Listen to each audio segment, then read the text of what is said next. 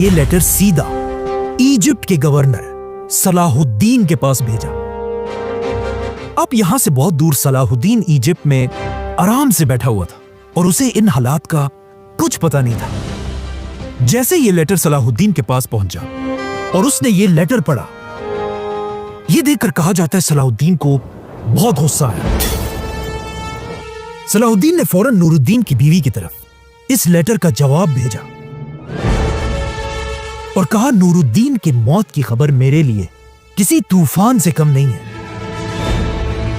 इसी के साथ सलाहुद्दीन ने कहा कि जिसने भी नूरुद्दीन के बाद मुसलमानों की इस एम्पायर को कमजोर करने की कोशिश की, मैं वहां खुद आकर एक एक से बदला लूंगा। इसी के साथ सलाहुद्दीन अपनी फौज लेकर फुल स्पीड नूरुद्दीन के कैपिटल दमश्क की तरफ रवाना हुआ। इससे पहले जो सारे गवर्नर्स आपस में लड़ रहे थे, अब सलाहुद्दीन के आने की खबर सुनकर सारे गवर्नरों की टांगे कांपने लगी। कुछ कैपिटल छोड़कर भाग गए, कुछ ने हथियार फेंककर सरेंडर कर दिया और आखिर जैसे ही सलाहुद्दीन दमश्क की गेट के सामने पहुंचा, बगैर किसी भी शोर शराबे के दमश्क के लोगों ने सलाहुद्दीन के लिए गेट्स खोल दिए। सलाहुद्दीन दमश्क एंटर हुआ।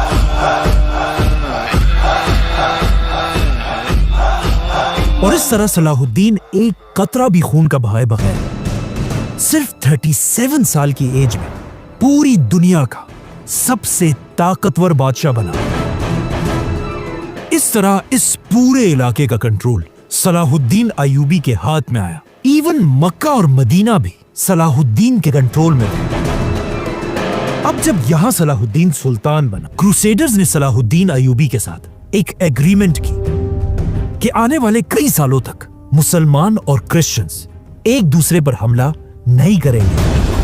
अब सलाहुद्दीन चाहता तो ये एग्रीमेंट फाड़कर जेरूसलम पर इसी वक्त हमला कर सकता था,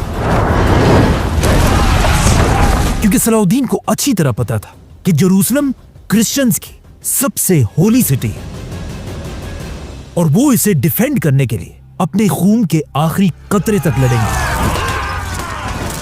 इसीलिए सलाहुद्दीन ने ये एग्रीमेंट साइन कर ली और जेरूसलम पर हमले से पहले सलाहुद्दीन ने अपना रुख मुसलमानों की तरफ किया कि वो मुसलमानों की आपस की जंगें खत्म करके मुसलमानों को यूनाइट कर सके। जिसके बाद सलाहुद्दीन की फौजें हर तरफ फैल गई और एक के बाद एक किला फतह करने लगी।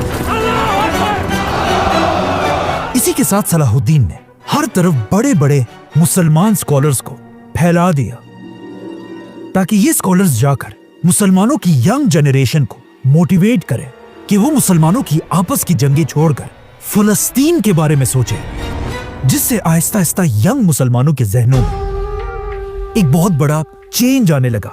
और कहा जाता है आहिस्ता आहिस्ता सलाहुद्दीन की वजह से मुसलमान दुनिया में एक वक्त ऐसा भी आया कि हर मुसलमान की जबान पर सिर्फ दो ही वर्ड्स थे, जेरूसलम और जंग। तो अब इस तरह जब सलाहुद्दीन हर तरफ मुसलमानों को यूनाइट करने की कोशिश कर रहा था, अचानक एक दिन जब सलाहुद्दीन एक जंग के दौरान अपने कैंप में था, अचानक कैंप के बाहर कुछ आवाजें आई। 3 खतरनाक हशाशीन